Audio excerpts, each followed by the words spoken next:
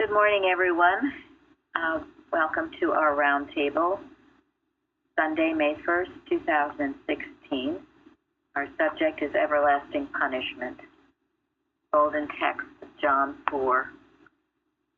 He that reapeth receiveth wages, and gathereth fruit unto life eternal, that both he that soweth and he that reapeth may rejoice together. So today, Florence, you want to bring up what we were going to discuss? The kingdom of heaven.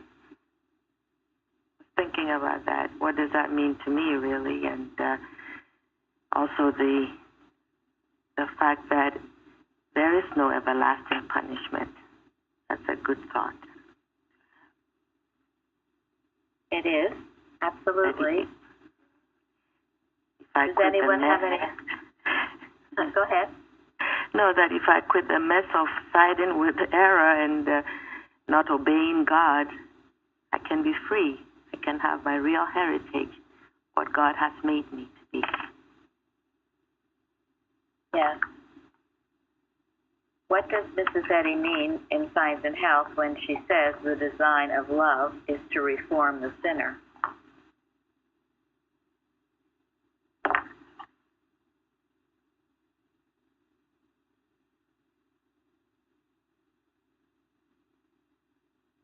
We may realize who we really are, our heritage, our true heritage. It's love, work. It's there all the time for us to see. Yeah, and love is always pointing out, one way or the other, the mistakes that can come to us. Sometimes it's punishment for making the mistakes. Sometimes it's a gentle nudge making mistakes. But love is always showing us the way out of the mistakes, which is what sin is, the mistake. It's a mistake in sin with God. I was going to say, it's the design of love to urge us out of what we presently feel is our highest sense of right, because they're so much better than our own perception of things.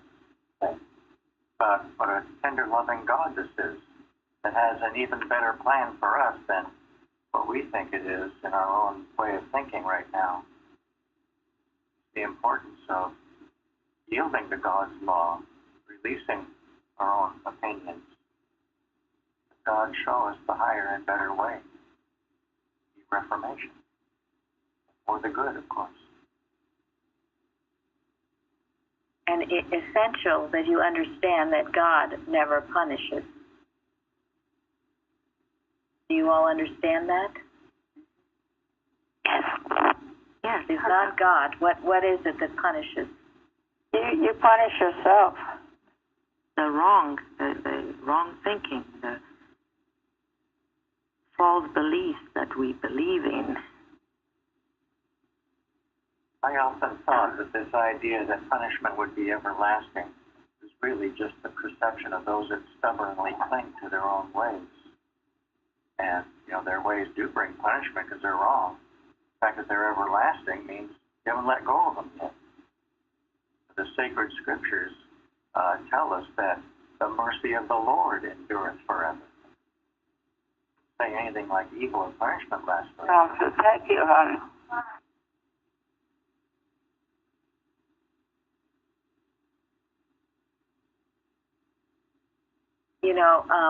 For a while, I thought when I was having problems that it was just going on forever. It seemed like no matter how hard I tried, it just kept going on and on and on. I couldn't get out of it. The same old problems kept repeating itself. But I had to find out. It was the dominion, as Lawrence brought out in the beginning, the kingdom of heaven is within you. It had to start with me. It wasn't all these outside things happening. It was within me. What was I seeing and accepting and thinking about? The lesson says, whatsoever man soweth, that shall he also reap. I hope you realize that was the theme of the lesson. Someone told me they couldn't understand the theme of the lesson. I thought, well, okay. And then, error excludes itself from harmony. Sin is its own punishment, okay? That is what punishes. Sin, your disobedience to God. It is never God punishing. It is your disobedience to Him. In belief, you will seem to suffer. Or whatever it is you're doing that's not of God. So, yeah, there is everlasting punishment. It's really up to you. You want to sin everlastingly. Yeah. If you want to ignore God all the time. But this is an important thing. It's not a personal thing. Love destroys hate. Truth destroys error. And when I stubbornly cling to it, I feel punished. It feels like punishment. It's not God punishing.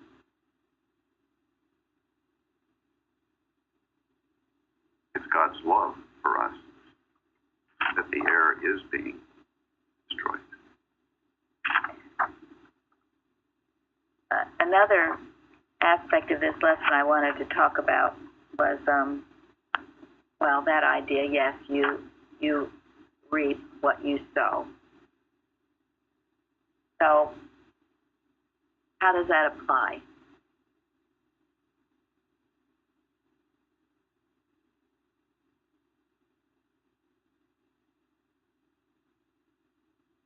Sow seeds, right? If you strive to do good, you will see good in your life and in the lives of others that you share good with. In your understanding of God, the little bit that you have or the much that you have, you share it. Well, what you give, you get back. You give out error, hate, whatever, you'll get it back. Thank you. I sow apples, I will reap apples, right? Right. Right. You know, I was talking to Gary about, I know many people who have don't go to church or anything like that, but they have very strong morals, obeying the commandments, the Sermon on the Mount. Whether I don't even know if they were ever taught it, but they seem to know it. And one of the understanding is, that little thing, what goes around comes around. People seem to understand that. Even if they know nothing about God, they understand that much. You give out, as Lil said, you give out hatred and all of that stuff, you're going to get it back. And if you give out good, you get that back too. You give out good, you get that back. That's reaping what you sow. And it's a principle, the divine principle. I was also saying, coming through town today, there's no traffic on Sundays. Tomorrow will be a whole different picture, won't it? So it just shows to me how absolutely secular our society's become. Monday, the work day, everybody rushing to work. Sunday, most people just Sabbath day sleeping in, or whatever else is done. Unless it's a holiday or Easter. Right, then you might see a little more traffic. Well, so one of the main points of this lesson that I want to get into is the idea of giving. It's been very light. I spoke about it on Wednesday, and the forum did pick up. More people contributed. Testimony meeting was a little bit light. So what is the little poem that you told me, Fairly? We receive but what we give. By this just law does nature live? I think that's so beautiful. It's just exactly what we were talking about. So, in science, you can take for a while, and everyone comes to get, usually, physical diseases healed, other problems healed, financial, all kinds of things healed. But after a point, there's a requirement that you give. And if you don't, you will lose the good you've gained. This is not my opinion, okay? And I'm not saying this to make people do anything. I'm telling you, it is a law of God. It is a principle. Now, most of you give in many ways, but as Mrs. Eddy says, we can always do more. There's some who listen and have listened and just listened for a long period of time. Now, after a while, you're required to start giving, to at least express some gratitude for what you've gotten. Whether you write a letter, a card, or give a testimony, or do something, it's a requirement. You can't just sit and take. I think sometimes, when someone is looking for a particular healing, and along the way, there's so many different things happening, good healing going on, but they don't view that probably as what they want, the particular healing they want. So there's no gratitude for that. But I feel that's wrong, since the more you give for every little good, it might help someone. You might not think it's so important, but it might help someone who would hear it, that such and such was healed. Absolutely. Yeah, because what's the really important thing that Christian Science does for you? Enables you. Go ahead. It enables you to express and demonstrate God with us. That's, to me, the kingdom within, so that other people, like letting your light shine, so other people can see there really is a God and that He cares for us. And when we turn to Him, we can demonstrate all that good that we really, truly are, that is our nature. Yeah, and that's the result of seeing God at work in everything in your life. If you learn to see God at work, you may have a particular need that you're working on, but if you ignore God at work in every other aspect of your life, as Florence mentioned, you're not getting it. But if you can see God at work in the little things in your life, you will see God at work in everything else in your life. And it's the seeing God at work that is the liberty and the dominion that the Christ promises. Because in truth, you are already perfect right now. You just aren't seeing it. So if you are focused on this one healing that you're working on, and you're not acknowledging all the other tremendous things that God has done and is doing for you, your eyes are still shut. And you are only prolonging that healing that you're longing for. And often, if you're really focusing on one particular thing that you want, you're probably focusing on a part of the body. Right. And that's just the opposite of getting a Christian Science healing. Thank you. That's absolutely right. You're focusing on the problem rather than God.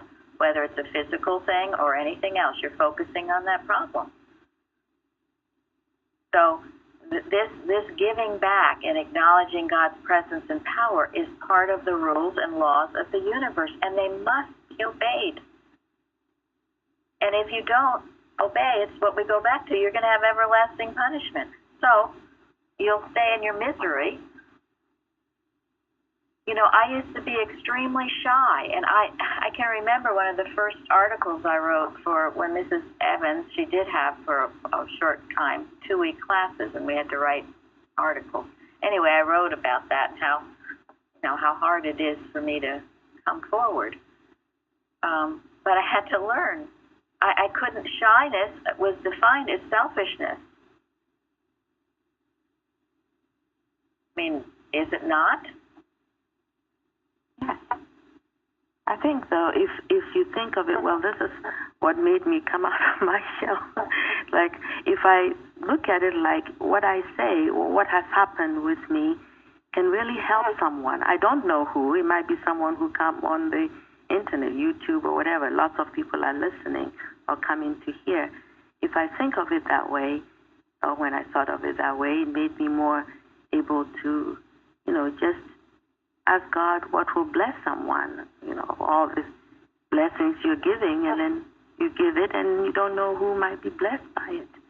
It takes the fear, the self-consciousness of whatever away. Yes. And why is that? Selfish.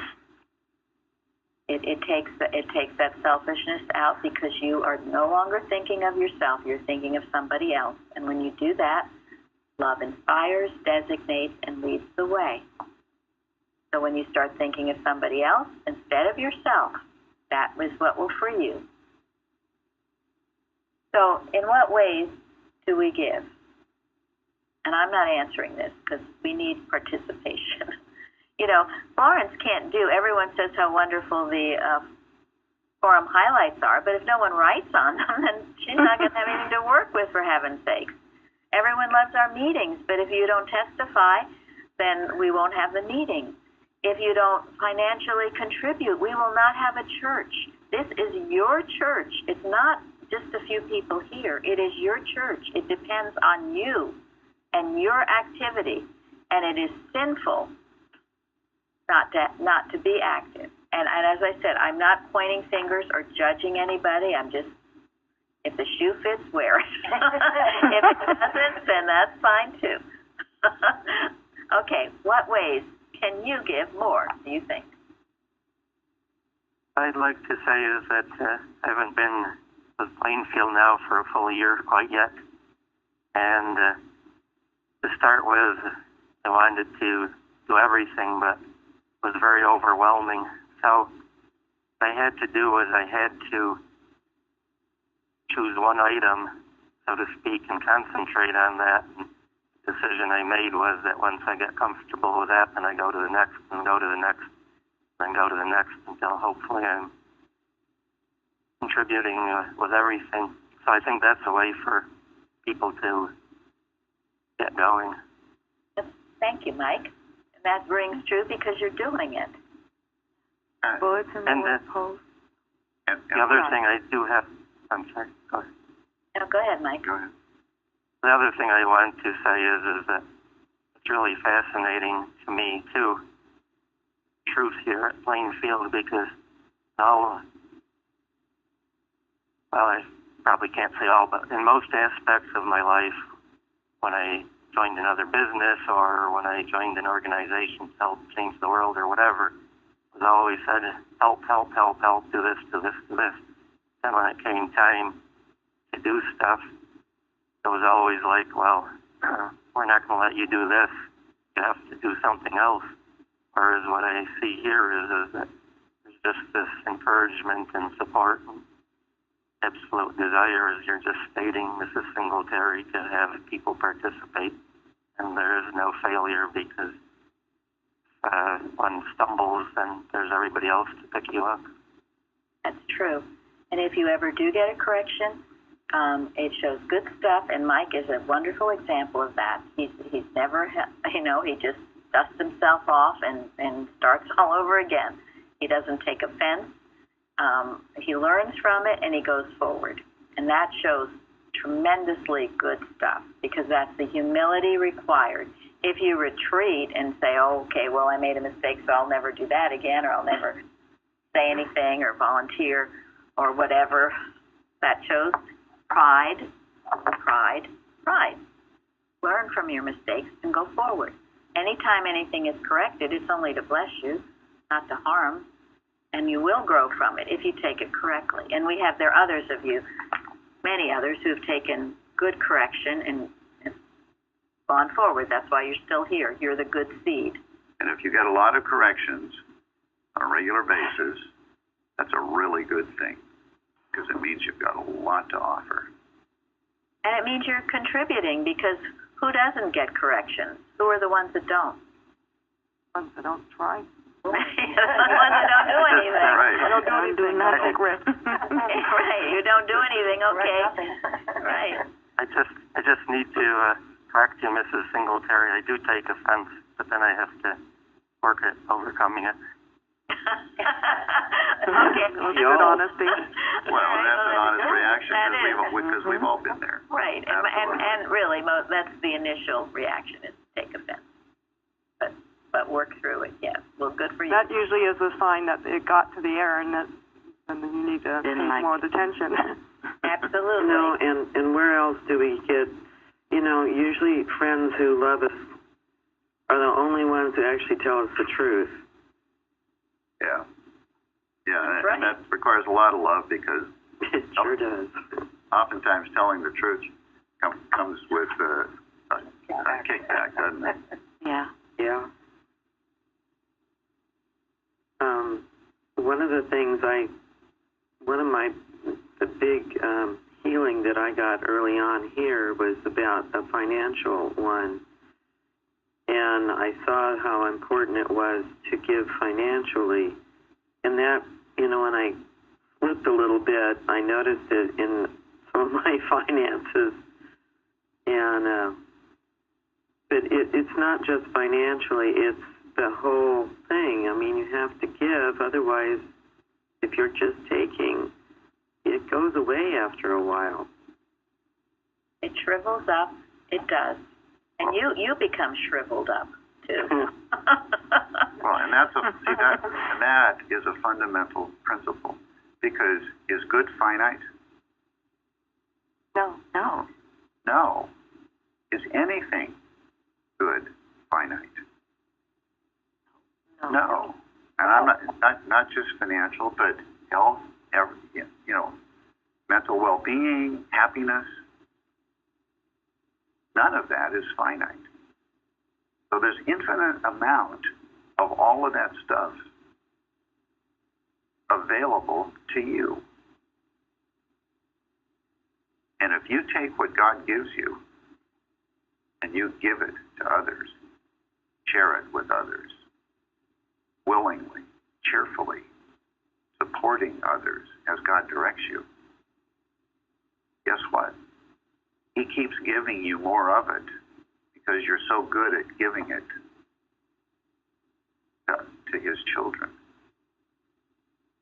To his children. When you stop giving it as he directs you, then you shut off the supply to yourself. And that's a law. And it's a proven law. It's a proven law. It also takes the trust and the acknowledgement of God's presence and power to do that, which requires growth. If you feel you don't have much and you think, oh my gosh, I gotta, tithe or whatever, then you're not trusting God. And so you're holding your own self back. But if you open up your thought and trust God and know he will supply your every need and start using this science we're talking about, you will find this principle works. How can you demonstrate a math problem if all you sit and do is read about it? You've got to work the problem out. And I can see where that would be dangerous then, where you think you know it, then when you haven't really demonstrated it. Right. Exactly. You have to take the test and pass the test before you have the confidence that you actually, or you really have proven to yourself that you know it. And what Linda said is so true, because if you think you know it just because you've memorized all the rules in math, you got them backwards and forwards. But if you sit down and work a problem out, you can't do it. Then you have self-mesmerized yourself into thinking you know things you don't know.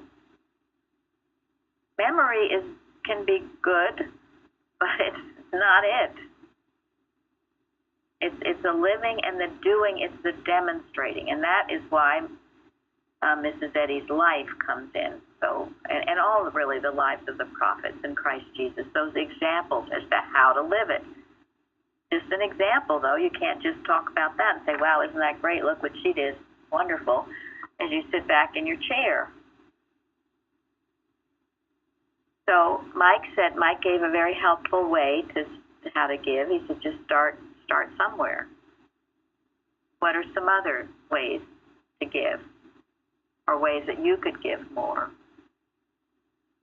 I think it's important to first be willing to give. For me, that helped a lot because the opportunity may not be there right away, or I may not know exactly what to do, but first I had to be willing to do something.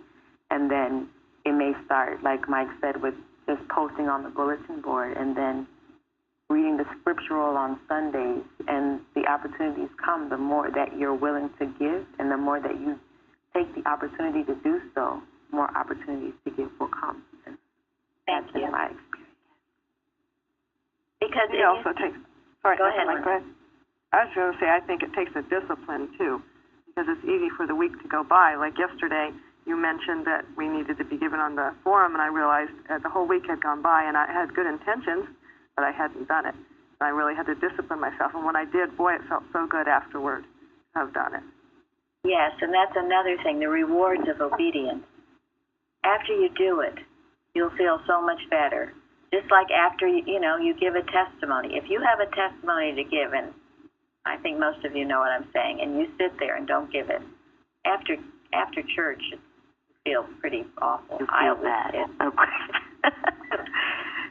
And it's interesting because I will find the next day when people call me, those that have given testimonies will say, oh, that was a wonderful meeting last night. Oh, I got so much from it. Those who didn't usually don't even mention it. They're on to their next problem. That's very significant. Think about it. And that's true in the Roundtable and everything we do, the Bible studies. Those of you that contribute to it are much more likely to be grateful for it and to benefit from it. And why is that? It's not that easy always to give a testimony, and we may make it look easy when we do it, but we have a lot of challenges to overcome to give them often, and so to excuse like, well, maybe they're not afraid, or this is easy for them. It's not. There's a lot of challenges that try to get in the way to keep you from giving, so you have to fight those. Yes, and what does that teach you? How to overcome animal magnetism. Yes, it does. Yes. Yes, it is preparation for life. And it's harder not to. I know the last time I didn't give one, I felt awful until the next Wednesday when I gave one. I know, and he even posted it on the forum. I mean, it's like stumbling over. But that's how it becomes. At first you don't want to. You think, oh, God, anything but that. And, I was definitely that way. And then the other one that was supreme was Luann. She was never going to testify. But now that she does, and she gives such wonderful testimonies, and wouldn't Era just like to shut her up or shut you up? And so if you get up and don't give the best thing or you get corrected, well, learn from it and do it again. What happens? What do they say? What should you do if you fall off a horse? Get back on. Get back on. I think it's good not to apply different rules to a church than you would a job. When you go to a job, you're willing to get corrected. You're willing to do things. You realize if you don't do what you have to do, eventually the checks will stop coming in. So it's Very good. same thing. It's not a whole different paradigm or whatever. So, yeah, the same rules and principles apply. And believe me, this discussion is not intended to force anybody to do something they don't want to, or it's only to help and bless. And I know how much it helped me to get over my reluctance to give. I remember when I first came excuse me, I told Mrs. Evans I would never give a testimony because I do not speak in front of a group, and she laughed. And then, you know, when you get so grateful for the good and you want to share it with everybody, that's when the doors open and you get up to the testimony. Yes, but it's the gratitude. If you're really grateful, you will. And I am so grateful for those of you that do. And we'll expect more to join in. And your testimonies do not have to be long. They don't have to be complicated. They don't have to be some grandiose healing you had. You can just say you're grateful you found the church. And sit down. Or shut up. Or whatever. It's not the words, it's the heart. It's the heart. It's the heart. And there's always room for more testimony. Go ahead. I think it's a constant striving to just be right with God and just love God and be so grateful, because I know when I've prepared testimonies, and then sometimes, I mean, it's been a meeting when it was so full of testimonies that I didn't have a chance to give one, but I had prepared one, and then I still felt good because I was ready to give. But if I hadn't prepared and I wasn't ready, and I didn't give it, then I would just feel miserable. So yes, I think you come to the banquet with something to offer. Go ahead. Who is speaking? I don't know if it was me, but I just feel like, you know, if we just try to stay right with God, that's where our peace comes, and so we just try to do that. That's right. Well, and you can always, you know, send me or Florence or someone a testimony, and it'll be read, or do it on the bulletin board, because I read things that are on the bulletin board. That's been very light. You know, we give. Our church gives. We give and we give and we give, and we give freely. But it will stop. It will be forced to stop unless we don't have a lot of participants.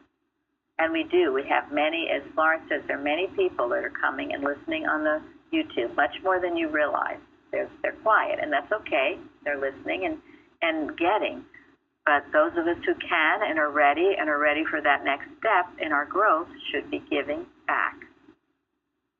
And even what's the ultimate requirement? Being ready. Gratitude? Yeah. Once you see what God is doing in your life, how can you not be grateful for it? And how can you not have a love for the rest of mankind, for his children? What does Mrs. Eddy say about the true incentive? What's the true incentive for healing and teaching? Love for God and man. Love for God and man. Mm-hmm. Yeah. That's the only requirement, is that you have love in your heart for the truth, which is what God is. That you have love in your heart for your fellow man. And you don't have, and like Mary said, you don't have to have a big, huge, you know, earth-shaking healing. Give a testimony.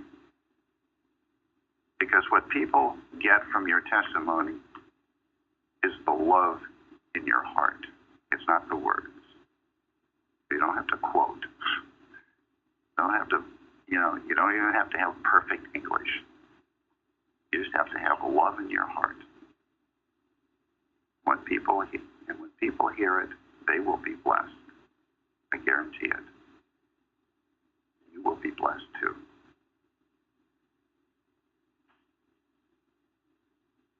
I think the point made about writing up testimonies, etc., even if they don't get used that Wednesday or ever, I think is a great idea.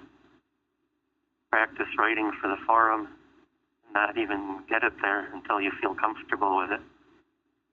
I've taken up when our pet dog joins us or joins me for I Bible study in the morning. I started reading to the dogs, so that gives me somebody to practice with. I'm sure they're greatly blessed. Well, and the other thing is, too, and we don't have this often, but occasionally are those people, they want to come. I mean, we had someone a while ago, he wanted to be a practitioner, wanted to be listed. I didn't know the person. I said, if you want to, you come, you take part, you be active in this, what's going on here. We're not listing people we don't know. That would be foolishness. So he never did. So, in other words, they want to start somehow on the top, or someone else they wanted to read with Florence. Actually, they want to be a first reader or something, and yet they haven't taken the more modest steps to grow into things. So that's required too. And so, take some things, do some things. I don't know if we have any. I know we have one volunteer for the month of May for Bible study, but certainly volunteer. Just one so far, yeah. One so far, okay. We have Mike has volunteered to fill another date, so that's. Thank you, and Tom has said he would do that too, but most of you have done it. I would say all of you have done it. Have done a wonderful job. So, and if you were ever corrected about anything, learn from it and try it again. Keep going. And this, as Gary mentioned last week, I think, and Mrs. Eddy says this too, Earth is a schoolroom. This is how we learn. This church is a schoolroom. You learn by doing. You learn how to demonstrate. You learn how to overcome animal magnetism. You learn how to get rid of your selfishness, your shyness. All of those things you learn by doing, growing, using your science. And as Linda said, it's not easy. Some of these things are hard. They're very hard. You get the opposition of hell on you. But after you overcome that opposition and say you're going to do it no matter what air is screaming at you, you get the peace that passes all understanding. And you gain dominion that you would never gain any other way. Yes. Which you can use in any other, with any other concept. Yes, and you will use it. You'll understand, and you will understand more and more. Because you can't understand unless you've made these first obedient steps. And, here we're very loving. Usually no one gets knocked down terribly. I mean, so. It's not personal anyways. You're not going after. And you should go after the human mind, because if you bring it into the church, we know what happens. That's it. Thank you, Linda. It has I think Go ahead. a question I need to ask myself is, what is more important to do than all the things we've been discussing here? What is more important in my day and in my life than working for God? Yes. Exactly. There is nothing. And there are many other people that can do all these other things that people do, including jobs, committee works, all this other tennis playing, whatever it is. Anybody can do it. Very few and far between are learning the science, as all of you are. And you are needed. What we talked about yesterday, the harvest is white. Harvest is plenteous. Plenteous, yes. But the laborers. Laborers are few. So, are you going to be a laborer? Are you just going to be a voyeur or just listen? And as I said, time for a time. But there comes a time, and you'll feel it. You're going to get a little shove into the kingdom of God. Okay, what does it mean? A corrupt mind is manifested in a corrupt body.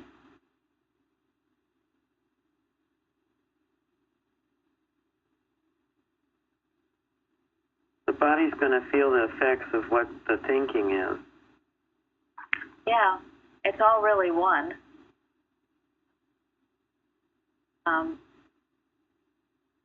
And so, the corrupt thinking and the corrupt or the diseased body, they're all animal magnetism, they're all mortal mind, and they can be overcome. But you can't think these corrupt thoughts and think it won't have an effect. It does. And mainly, the effect will be on you. And then I love what she says, lust, malice, and all sorts of evil are diseased beliefs. I never saw that before. Diseased belief. Your beliefs are diseased, okay? Yeah. Can they show up? Yeah. This whole thing, so much of science is getting rid of beliefs. You're bound, imprisoned by your beliefs. You were born into matter, that you're a sinner, that you're subject to sin, disease, and death, that you hate your brother, that you don't love him, that he did something you didn't like, and so you're going to hate him. All of that. Those are diseased beliefs. Everything is mental consciousness. It is. Right. And when you limit yourself, you're too young, you're too old, you're too uneducated, you're too overeducated, you're whatever. You limit yourself. It's an offense to God.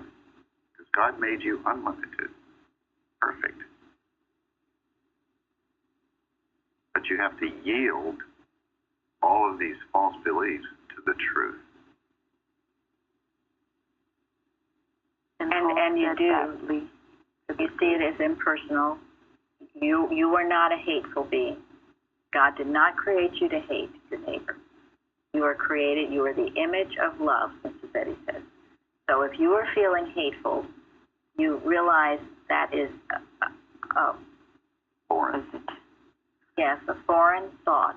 It's a diseased belief. And you don't have to believe it, do you?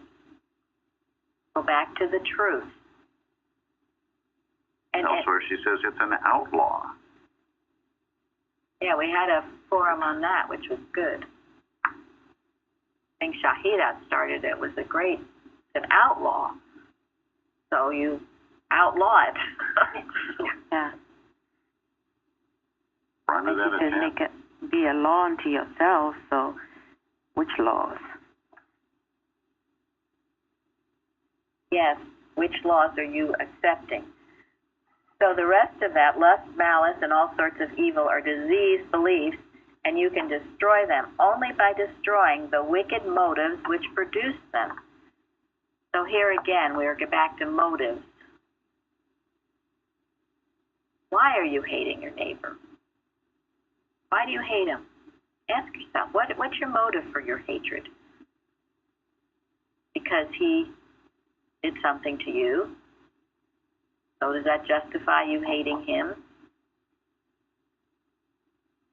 Look at your motive. Then Mrs. Eddy talks about the mental anatomy that has to go on. You're dissecting your thinking and then purifying it, casting out that which is what is not true. And even if he's hating you, then what should you do? That's what you think is going on. Love them even more. Yes. And see them. You have a possibility. Yes, to do what? Do correctly. Yes. I'm going to read out this poem. It's in Precept 1. I think it's also in the Watching Point, but Gilbert Carpenter wrote this. He said, I think it might have been Gilbert Carpenter Jr., but I see myself as God's own child, as perfect in his sight. I see my brother man as well, a perfect child of light. Then to complete my prayer, I see him seeing me aright. I see him seeing me, seeing him as perfect in love's sight. It's a beautiful prayer. It completes the whole round. Because if you think, that you are loving and someone else is hateful, well, Believe in that error. You're believing in the error. And it's within you. And it might seem really real, because all these things do seem real, just as in a dream. They seem super real. And you have to disbang it. If you keep on the hate, well, then it goes on to say the basic error is mortal mind. Hatred inflames the brutal propensities. And that's Also, what I read yesterday and wrote on the forum, where Mrs. Eddy says it's the hatred that does what? The wheat. Burns the wheat. Thank you. It'll burn the good in you, and it will save the tares. The tares will grow.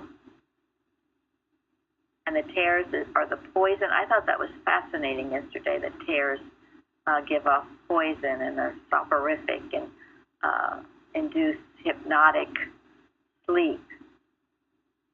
That's what it does to you when you indulge it. When you indulge that hatred, you're killing all the good in you, and you are feeding the error, yes, instead of destroying it. So, and then she goes on, the indulgence of evil motives and aims makes any man who is above the lowest type of manhood a hopeless sufferer. And who wants to be that? Anyone here? Raise your hand. So remember, your dominion within, it's within you. You can't blame your brother. I don't care what they've done to you. Whatever they've done to you couldn't have been worse to what they did to Christ Jesus. And yet, did he hate? No. Loved more. Loved more. And he came out victorious over it all. Same thing with Daniel in the lion's den that we heard Wednesday. He didn't hate. He knew love's control over all. Same thing with the cross and the crown. Cross and the crown, yes. And it's true, sometimes the more good you do, the more subject you are to the hate. But there again, you've got to diffuse it and not hate back. No, it's not the truth about anybody. And you can diffuse it. That's how you diffuse it. Knowing it's unreality. And refusing to do anything but love. She says in Science and Health, the wicked man is not the ruler of his upright neighbor. So remember that. And also this one I like. Unimproved opportunities will rebuke us when we attempt to claim the benefits of an experience we have not made our own, try to reap the harvest we have not sown, and wish to enter unlawfully into the labors of others. Truth often remains unsought until we seek this remedy for human woe because we suffer severely from the error. So what is that? What is that talking about? Unimproved opportunities will rebuke us when we attempt to claim the benefits of an experience we have not made our own, try to reap the harvest we've not sown. What is that? What does that become when you do that?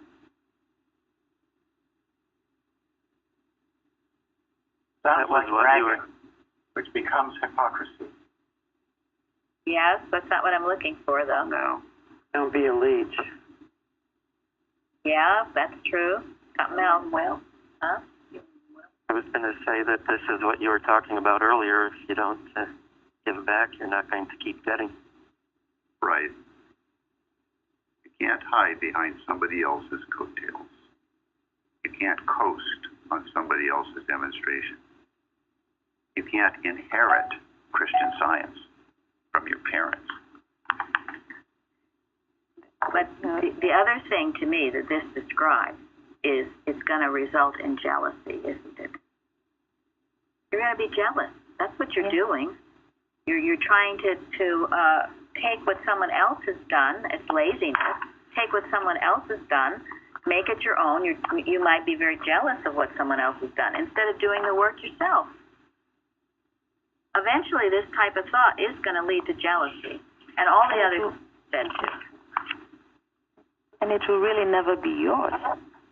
It will never be yours. It's a lazy, selfish thought that tries to.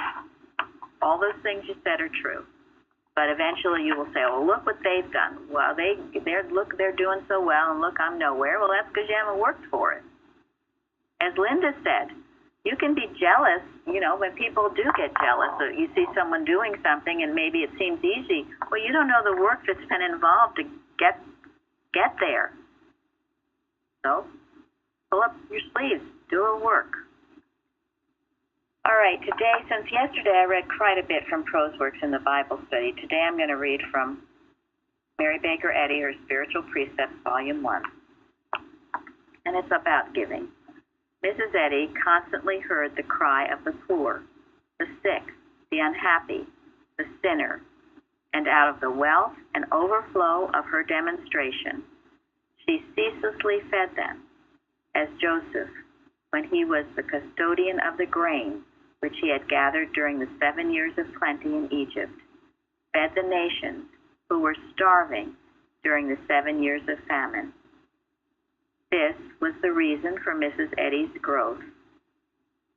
Students today do not grow faster because out of their abundance of spiritual good, they do not realize that much of what has been given them was for the purpose of sharing, not withholding. Lack of giving will stultify growth. You will reap what you sow. We will have a wonderful service, and we will be in the giving mode for eternity, because that's our natural state of being. To whom much is given, much is required. Thank you so much, you all. Thank you. Thank you. Thank you very much.